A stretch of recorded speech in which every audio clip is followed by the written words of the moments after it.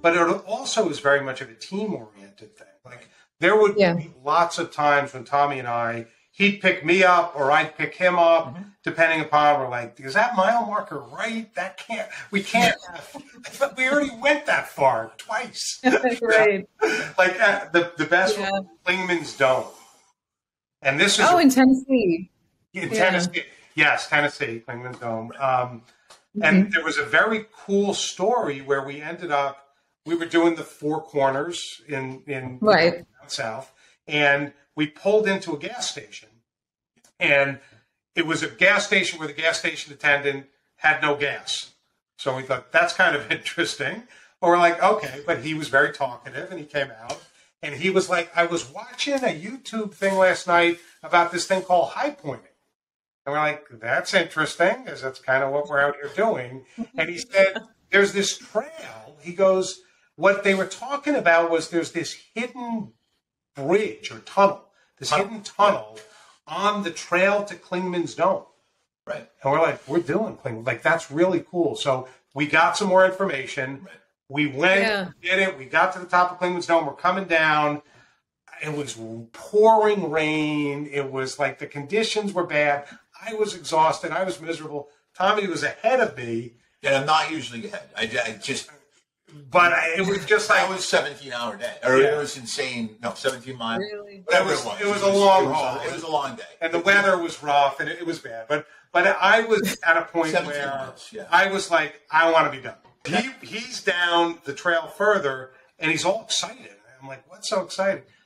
It turned out he had found the hidden bridge. Yeah. He had found the thing. Right. And I was like, okay. So all of a sudden you get a second wind, and we went down, and it was And we're like, how cool is this? Right. It was, so there's these little like adventure kind of things out there. That, so I'm glad there are. I knew he needed something. Yeah. How are we going to get this through? And because up until that point, I think we started this a little bit, but we're coming down as long. I mean, it was awesome. That was the first time I think we were on the Appalachian Trail for an extended period of time. So usually we're with hikers, and now we're meeting people on the trail. A lot of through hikers, which was an awesome experience too. It was, so people were doing the up trail. Yeah, it's just different, right? And so as people go by, you know, we're like, hey, you on Instagram? Like, hey, follow us. They're like, I don't have a phone. No, that was interesting. For 6 months. Yeah. So, you know, and we learned like it's just kind of a different lingo with the trail people, the through hikers, right? So anyway, you know, we met some people on that trail. And on the way up, it's always the way up is awesome. I mean, I got to say, the way up is really good for these long ones. Yeah. And you know, we met some people, and they all had trail names. Like so, that's right. They get those names. Is going to happen, right? And I said with the third guy, I said, well, what do you think? What should our names be? And he said, you don't name yourself. You're given a name on the trail. And I was like, oh, all right. You know, so the people give. That's interesting. You know, and I'm like, all right, I'd rather name myself. But what is funny about that one was we had that experience, right? The hardcore app trail, serious, committed hikers. Yeah. But then at the top, we got dragged into a bachelorette party. You know, they're just there having fun. They went to the top of Klingman's Dome. There's a cool dome there. And you know, so on one hand, you have like these serious committed hikers. On the other, they're just enjoying the location and the beauty. Right, because I think you could drive, right? And we got to the top of that after however many hours. Like I said, it might have been 7 hours, whatever it was. And we're going back down. But so it was just, it's everything. So I think on the tail end of that one, it was, I knew he needed some juice. And I remembered that the gas station guy said, I'm like, and I kind of looked at my phone. I'm like, there's a tunnel up here, a secret tunnel. It's called the Thomas Divide Tunnel. And what it was when they built the Klingsman Dome Road, there used to be a trail, like an old mule trail or a Thomas Ridge trail. And they went over that, so they had to tunnel it, but it's up the hill off of the trail now. So you can't really see it. And I said, we had just we passed mile marker 3 miles left. And we got to the one that said 2 miles left. And there was no way there was 2 miles left. We had just been, it was just, the math wasn't working. We were frustrated.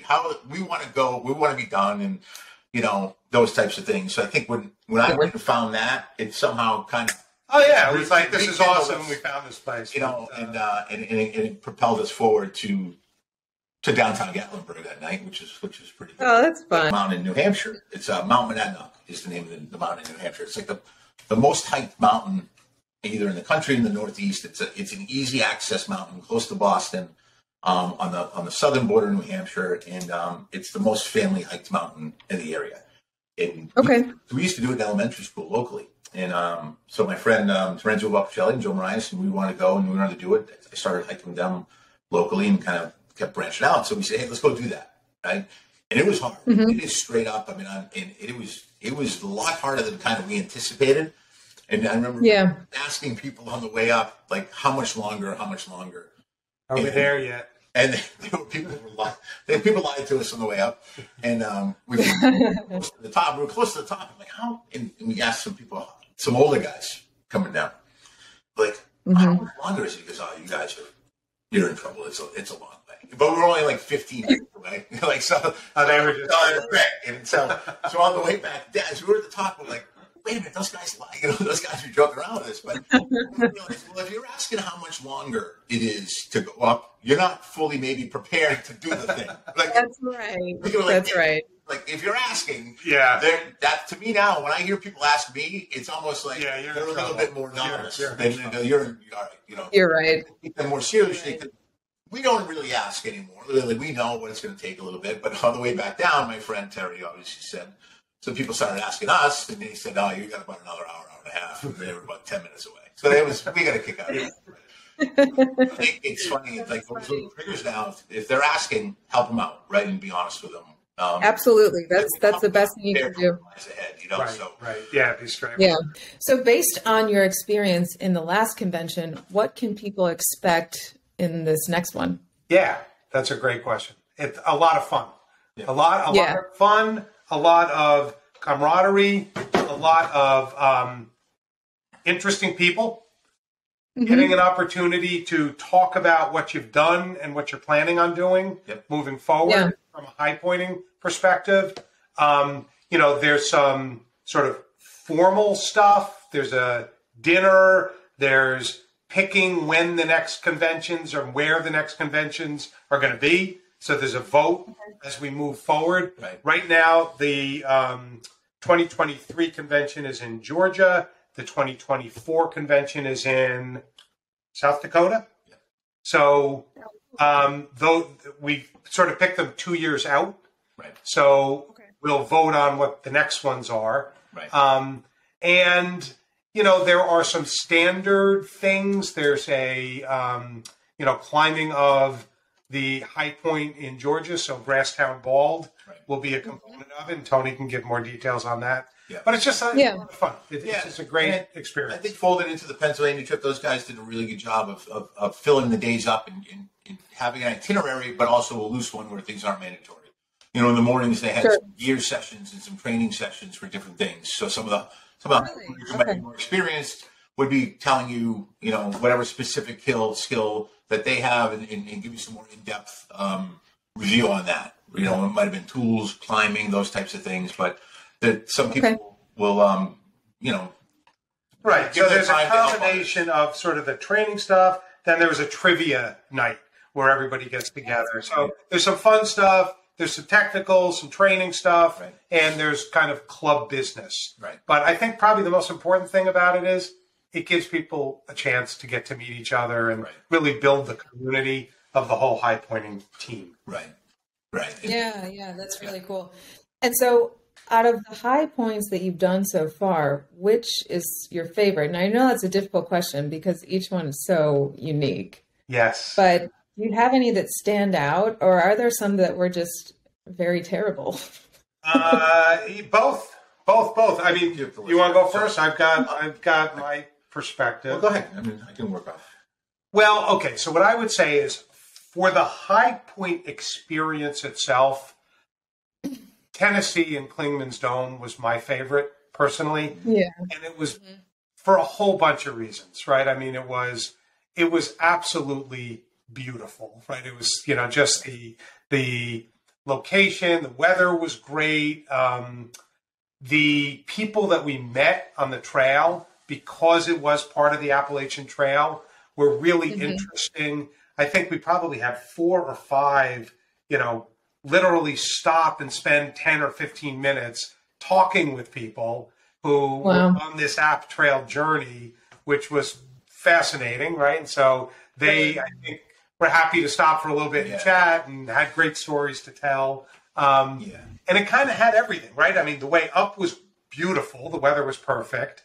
We then got to the top, and the weather came in, and we could see it from the top of Klingman's Dome, where it was like beautiful on one side, and rain and fog was coming in.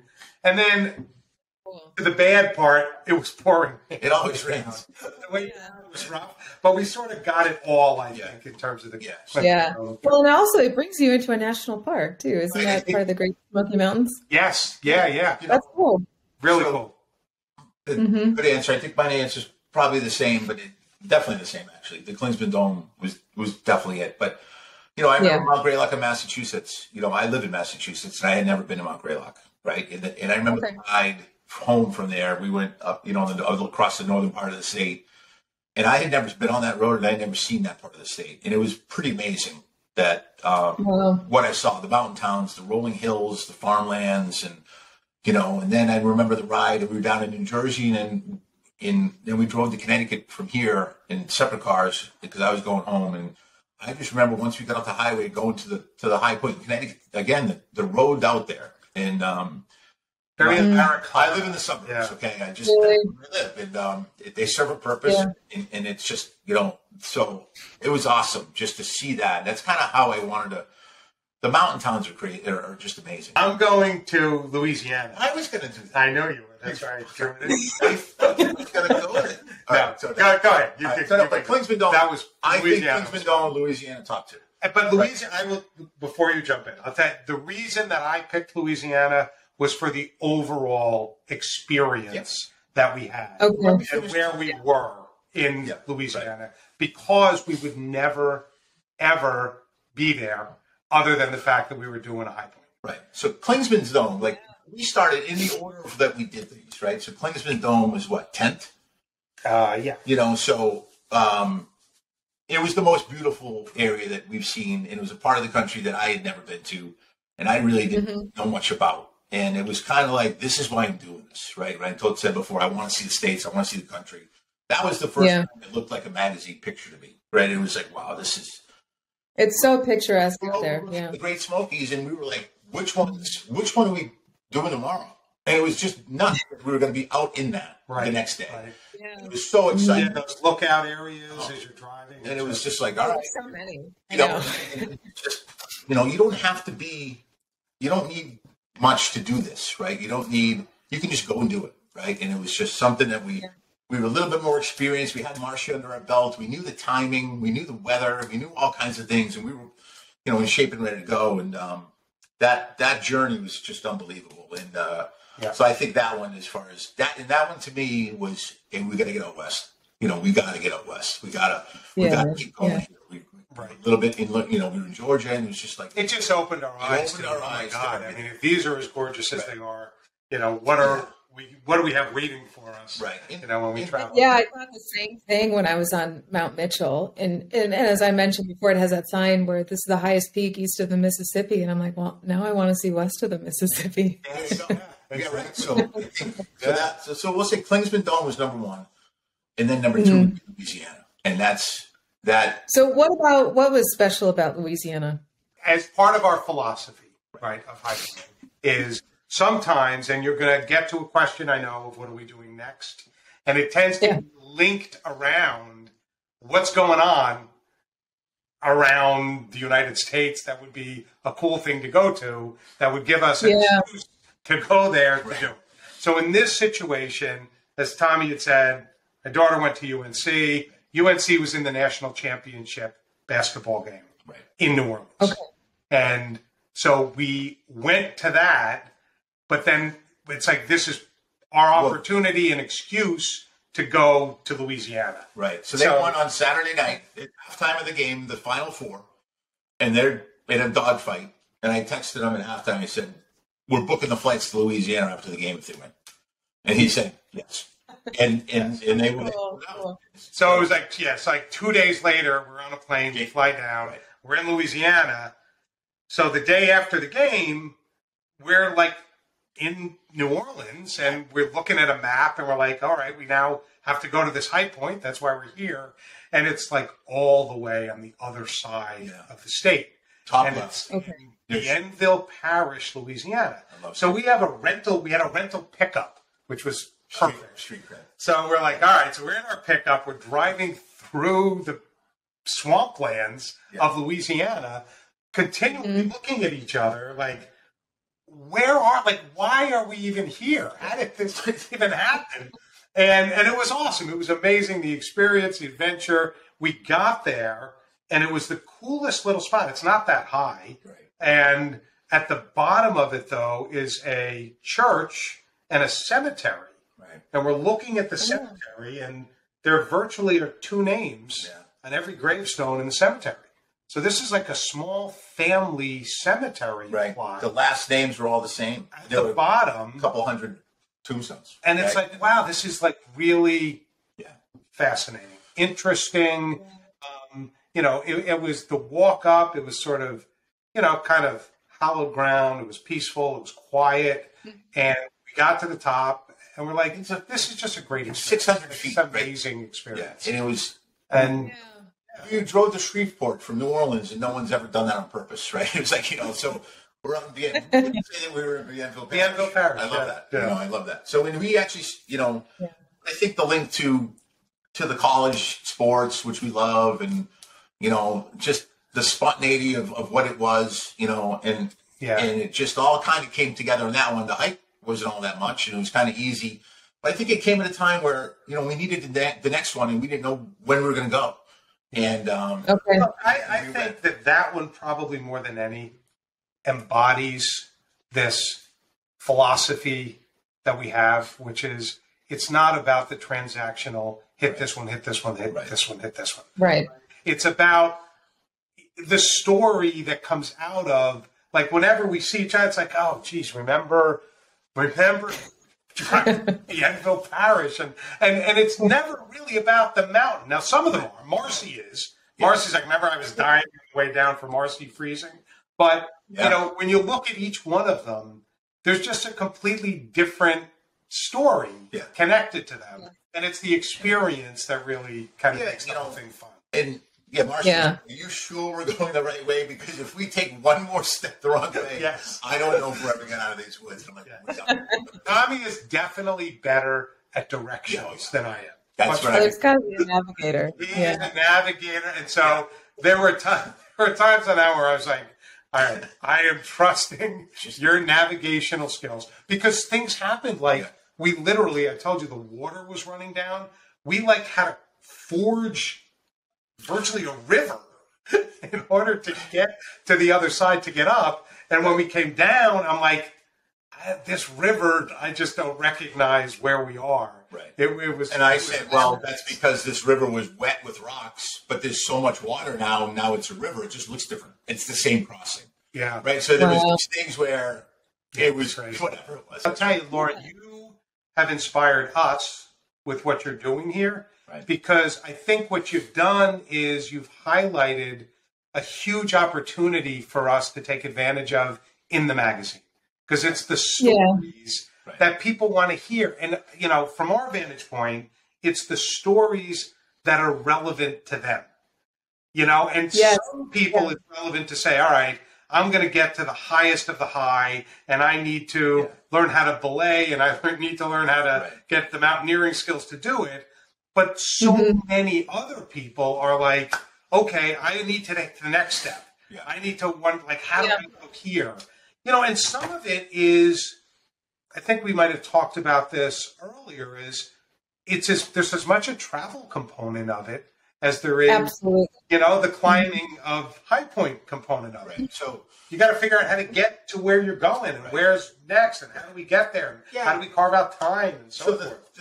The things we've learned along the way is we had a planning session, and we're going to head out west in Middle America, and actually my middle son is a freshman at the University of Kentucky, right? So that we didn't have that opportunity to kind of be there when we started this. So now that opens up some states in that area. So that's, so Kentucky is next on our list. Yeah. So that's the next. Oh, cool. Yeah. Well, what I like a lot about it is I like to visit a lot of national parks, and when you're high pointing, you get to check a couple of those off too. So I'm looking forward to going to Guadalupe Mountains sometime in the near future to reach the high point of Texas and see that national park. Mount Rainier is a national park. Denali is a national park. The Great Smoky Mountains has Clingman's Dome. And then the end of the Appalachian Trail, of course, is the high point of Maine. And so these places are also landmarks that have a great significance to not only the state, but to the country. So in the magazine, we're looking to highlight some of those things about travel and our ideas and how you cluster things together, different bundles. I think we're calling them different bundles, and how you plan it, right? So when we went to Louisiana, my luggage got left in New Jersey, like at the layover in Newark. Like I didn't have anything coming off the plane. And that's right. I was going to, we spent a bunch of time in a Louisiana REI or EMS or something. You just learn, don't panic, adjust, and just don't panic, adjust. So I remember I was going to get a haircut in New Orleans and at a barbershop down there, and I didn't get a haircut. I ended up wearing REI, getting clothes and different things. But you got some nice clothes. Yeah. You got some good gear. But the Instagram photos, paid for by United. I'm a little too wild in the photos. But, I got a haircut yesterday, so we're good here. One thing you do have to be careful about, though, that I think we also learned is when you get the bug, the high pointing bug, is, and this is more with like your extended family, like my wife and others. Like we got invited to a wedding out in Colorado, in Denver. And so I'm on the phone with Tommy. I'm like, hey, I'm going to be in Colorado. Can we do Mount Elbert? Yeah. Can you get a plane? And my wife's like, we're going to a wedding. Yeah. We're not going to climb mountains. We're not going to. I know. Okay, you're right. And then we fly into the airport. Yeah, it's Tommy. She's like, you and Tommy are not, he's not flying out. But we fly into the airport in Denver and they have a sign like Mount Elbert. I'm like, we were. Yeah. We could have done it. Yeah. But we'll get there. We'll get out there. I had to go to Portland not too long ago for work. And of course I want to climb Mount Hood as soon as I can. Right. But it was not the season to climb when I was out there. Part of the travel while I was in Portland was going from Portland to Salem, I think. You could see Mount Hood on that journey. And I was just staring the whole time. And I was like, I got to focus on my job. But it's I know. When you fly into the airport in Portland, there's like a poster and it's like a welcome sign. And of course, Mount Hood is there. And you see the same thing in Washington because these peaks are so not only prominent, but they're just such a part of the landscape that it's so beautiful. You have to highlight it. But then for us, who are traveling not for climbing purposes, it's just a distraction. It's like, oh, I wish I want to. I wish I was here doing that and not doing this. Yeah. It just changes your perspective and what's available to you, right? So before, vacation to me was a resort and it was on the beach, and it was more rest, relaxation, and that type of thing. And now that we've been traveling to these mountain towns, I'd rather do that, right? In a way, I still would do the other thing too, but it's almost, I come home from those a little bit more recharged and refreshed than I do sometimes when you're doing something that you think is really to relax, right? And I agree. There's more fulfillment there. And actually, we talked about this it's expensive. How much is it going to cost to do all of this? And again, we never got into that too deep. We just figured we'd figure it out as we go. But it has not been an expensive endeavor and to do this in the way we're doing it, and because not yet. Just wait. It will. I understand that guidance, but I used to I multiply everything by 5. Now I divide it by 2, right? So it's a little bit different, but it is for me. I'm like, I'm going alone. I'm not going with my wife Melanie or my children or those types of things. And you're traveling alone. You're staying in mountain towns. You're staying kind of in inexpensive places. And really, the thing that you're doing is free, right? You're hiking a mountain. It doesn't cost anything. unless you're doing the guided tours out west and those types of things. Sure. But everywhere we're going, you get your gear and you go climb, and it does not cost $1. And you can't put a price on that. Yeah, it's very accessible in that sense. And when you said that you feel more recharged after these types of vacations as opposed to a beach vacation, that reminded me of a quote from this documentary called Dirtbag, The Legend of Fred Beckey. And Fred Beckey is a very famous American mountaineer who did many first ascents, most notably in the Cascade region. But in the opening, he says, some people think that going on a cruise is an adventure, but I only think it's an adventure if somebody bombs the boat. And right. Yeah. Well, I mean, and hopefully he hasn't had that adventure too many times. Well, if you watch the documentary, his whole life is just a series of adventures. But I think I get that concept. I can't say that, I would be very pleased in the moment if that were literally my scenario. When I think about it, there were some that we had more fun on, fun. Okay, yeah. We met fun people, we did fun things. But then if I think back on it, like what was the most rewarding? It probably was Marcy, right? I mean, the one that we overcame the most adversity, pushed ourselves further than we thought we could. And, in the moment it's hard, but then after the fact, you're kind of like, wow, we did that. I did that. We did that. And I'm capable of that, right? And maybe we're capable of that at the lowest level that we're ever going to be capable of, because now we're going to get better and better. What is your favorite adventure book or adventure podcast or documentary, outdoor adventure? Well, you got one? No, I forget. But can I give you my most recent immediate one that I'm in the midst of? Absolutely. Right now? Yeah. What are you into now, and what's your all-time favorite? So I got a really great Christmas gift from Natalie. Shout out to Natalie, my daughter's good friend and roommate out in San Diego. And she gave me an audio book called North, which is Scott Jurek, who is a ultra marathoner and has done some phenomenal feats. And and I'm only midway through it right now, but it's just completely, it's just sucked me in to the story and the way that, they tell it. And he is trying to hit the fastest speed record of running the Appalachian Trail from south to north. So it's called North. And it's fascinating. I mean, it's really interesting. What I love about it is he's talking about the part of the Appalachian Trail that we were on. So he talks about Clingman Dome, and he talks about some of those areas that we went and we met through hikers. So, from that perspective, it's very relevant, and I can, sort of relate to it. That's cool. It's amazing. One of the things in it that I frankly can't fathom is in the beginning of the trip, he ended up really badly pulling a muscle, to the point where he could barely walk. And, most people would be out for 3 to 4 weeks, maybe longer. He powered through, and instead of running 50 miles a day on the Appalachian Trail, ran 30 miles a day, and basically over time healed himself in that kind of a setting. Right. And I'm just like, you're just some superhuman, amazing. Yeah, he's a really incredible athlete, and he's a good writer too. Very good writer. Yeah. Yeah.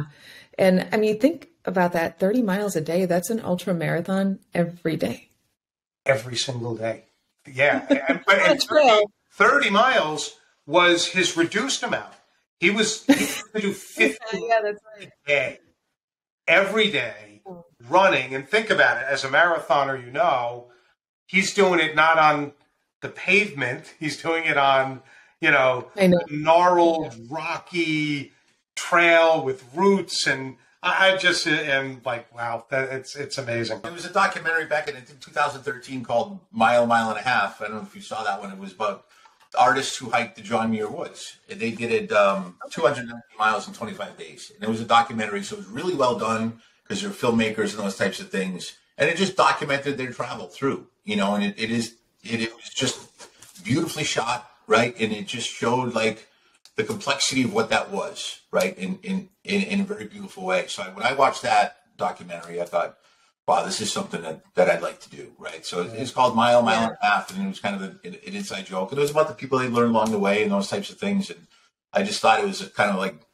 you know, really modern, digital, beautiful, scenic documentary, but also showed a little bit of the challenges that they faced in a very real way. You know, just, you know, wet socks and change of clothes and how to do different things and how to approach the next phase of it and the people they were meeting. And it was just, so Mile and a Half for me would be a documentary that I think is really good. Yeah. Oh, that's cool. I tend to get very absorbed and obsessed with topics and, like, you know, try to dive into like all of the content that's out there related to that. Johnny Cash phase? I had a Johnny Cash phase. Yes, I did. I had a Lance Armstrong phase. I had a mountain phase, and the one that you know I'll put as my favorite, just because I also love these kind of absolute extreme people who I greatly respect, and I'm just amazed by. And I think probably Free Solo by Alex Honnold. Oh, yeah. It just like, blew my mind. I'm just like, this guy is unbelievable. And what he did and how he did it. And, you know, the degree of life and death defying, you know, reality to what he's doing on these mountains is just unbelievable. Yeah, well, he's incredible. And I think people like him come around once in a generation. And I think my favorite part about that documentary is after he climbs or free solos El Cap, there's a shot of him back at the base in his van doing pull-ups with fingers. Yes, with his fingers. And it's like that athlete that you described earlier, the one that like nobody's watching, but they're in the background sweating. Yes. I don't know if I doubt he said, "Hey guys, film me doing these pull-ups." Right. You know, but that's just. It's not required. Yeah, that's how it's like, okay, because what I just did was great, but I'm doing something tomorrow and I'm doing something next week. Right. So I'm going to be ready for that. Yeah. And, you know, just the degree of focus and discipline and, you know, what it takes to be that great, I just find fascinating. All right, so for me, recently, I think you told me about this one. It was on Netflix. It was 14 Peaks, Nothing is Impossible. Did you watch that one? Yes, by Nims Purja. Awesome. Mm-hmm. He did all of those in 7 months, I think. And that was just, you know, it's like when you stand on the ocean, you feel smaller, right? And what he was doing, I'm like, oh, I could definitely do the 15. Well, and the thing, you know what? The thing of that, that one was just.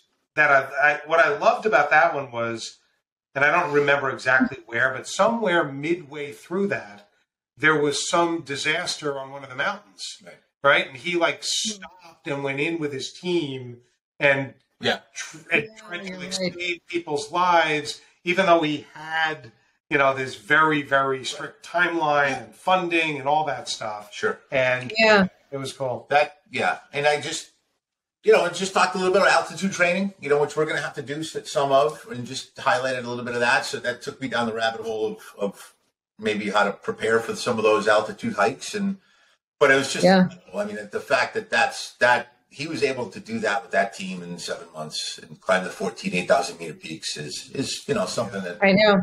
Impressive. Positivity, right? How positive. Yeah. When he kind of pinned up to something like, oh, it's not Summit Day, we can't get up there. And he just said, no, we'll get up there. Sometimes it's just you need that, and you know, obviously that's an extreme level, but you know, to see that and just it's all how you look at things and how you approach it. And sure, there's planning, there's different things you need to do in advance, but at some point you just gotta, you know, just bring a positive attitude to everything. So yeah. Can I give you another one? Absolutely. Okay. Mm-hmm. This one actually was very cool, and it's sort of it's not the opposite. I don't want to be, you know, it's not the opposite of the people who are like at the top of their game. It's more of a sort of regular person, but it's called To Shake the Sleeping Self by Jedediah Jenkins. Oh yeah. I don't know. Have you heard of that at all? Is this a book? It's a book. Okay. It should be a movie. I bet they'll make it into a movie at some point. But Jedediah Jenkins, really, really interesting, just an interesting guy. And what he did was I'm not sure of the age, but he was at a point where he had been in a career as a lawyer and like woke up one day and was like, what am I doing? I don't want to be a lawyer. I don't like being a lawyer. I'm like, what am I? And he ended up riding his bicycle, and he wasn't a bicyclist by any stretch of the imagination, riding his bicycle down California, across Mexico, across Central America, down to Patagonia. So wow. he had this massive adventure in doing it and meeting people, and he's an awesome writer. But what struck me about it, and why it's one of my favorites, is in reading it, my daughter gave it to me. I read it. There was a part in it where he went to Peru and went to Machu Picchu.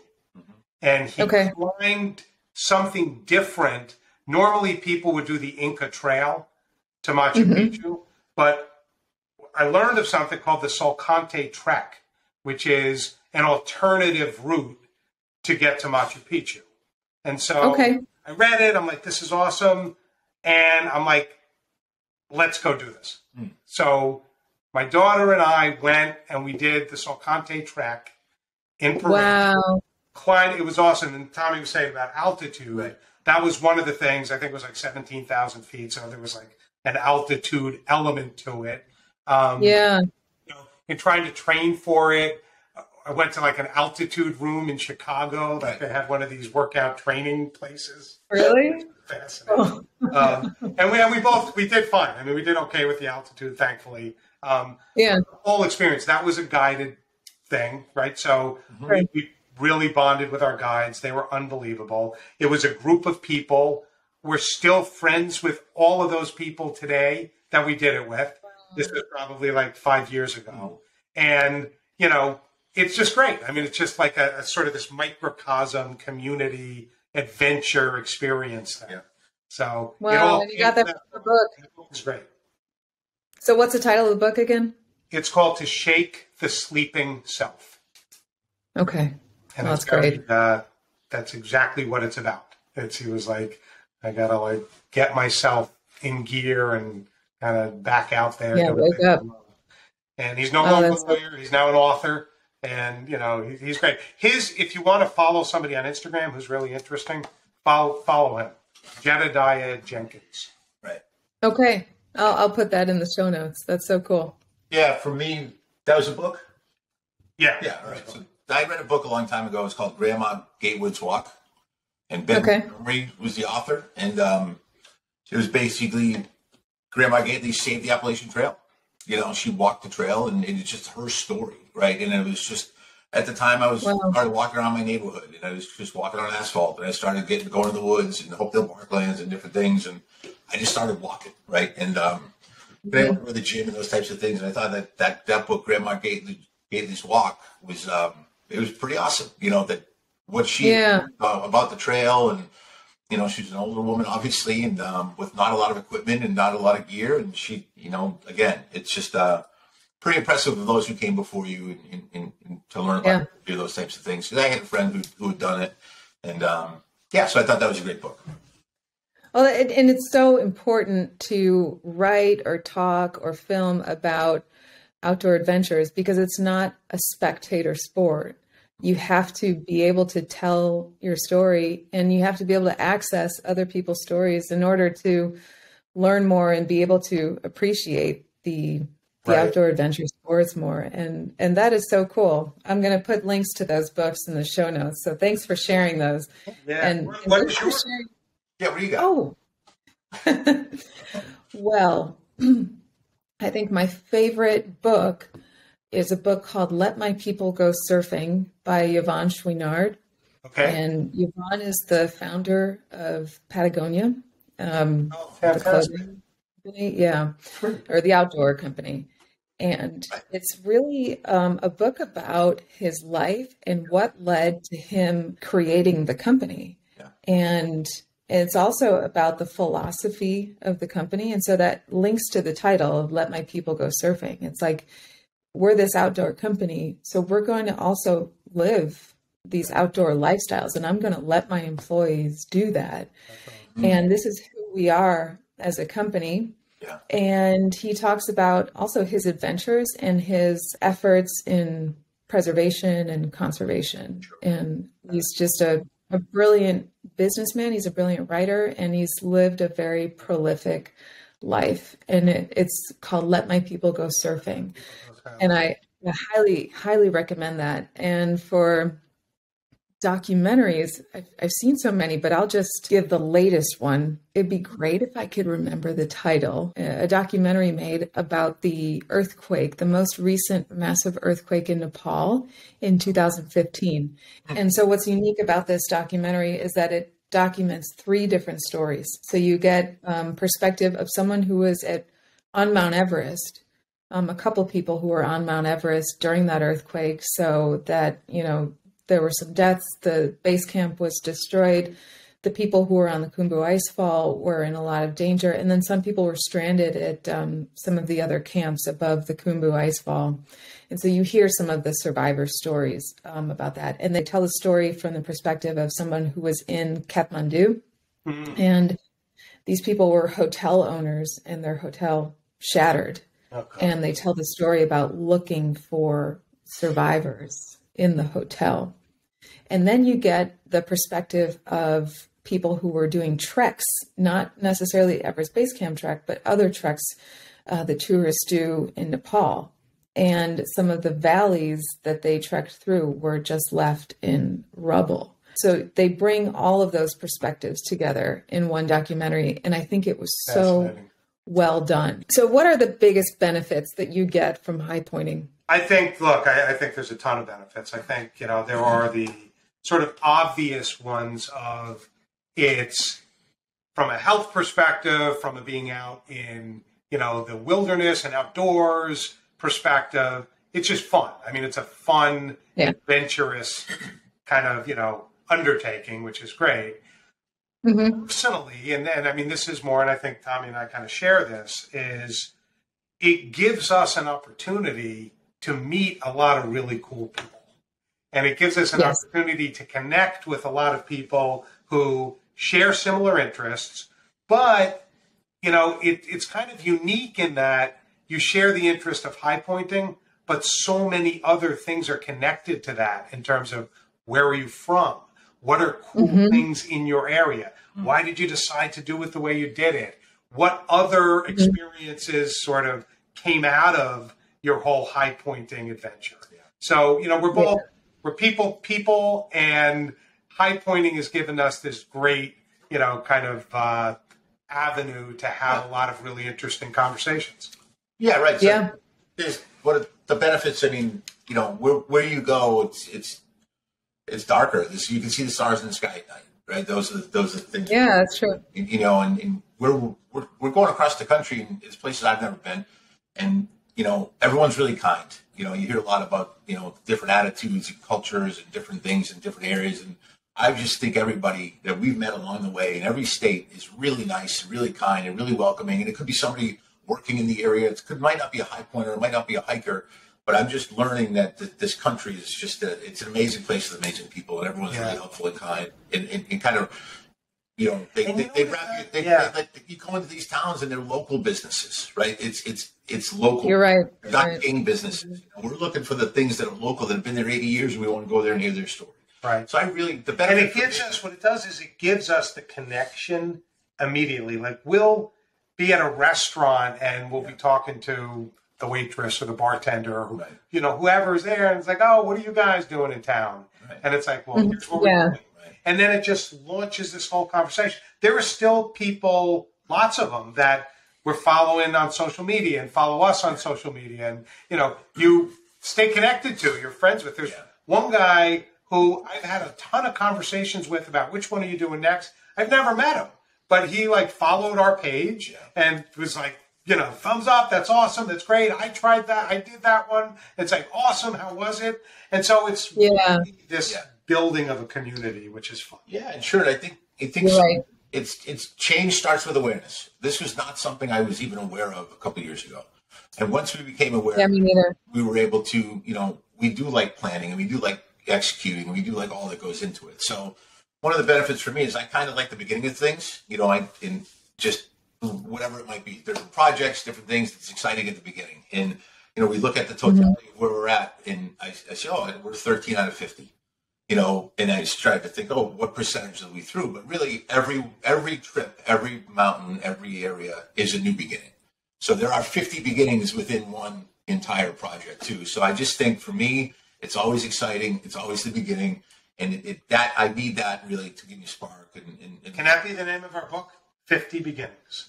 Sure. I like it. I want to thank both of you for your time and not just your contribution to my podcast, but to the High Pointing community, the work that you do for Apex to Zenith. And I think that the community also thanks you for all the enthusiasm and all the work that you've done to promote this really, really special endeavor. I've learned a lot, not just about your lives, but about some East Coast peaks that I hope to get to one day. You have to head out here and we'll climb them again with you.